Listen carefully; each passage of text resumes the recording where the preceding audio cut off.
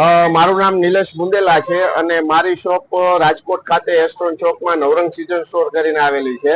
અને અમે છેલ્લા 10-12 વર્ષથી માતાજીના ગરબાનો શણગાર કરીએ છીએ, જેની અંદર અમારા ખાસ પ્રકારના ગરબા હોય છે, જેમાં મોતી વર્ક હોય, સ્ટોન વર્ક હોય, મિરર વર્ક હોય છે અને ખાસ અમારું અમેરિકન ડાયમંડ વર્ક હોય છે અને સ્પેશિયાલિટી અમારી લાઇટ વાળા ગરબા હોય છે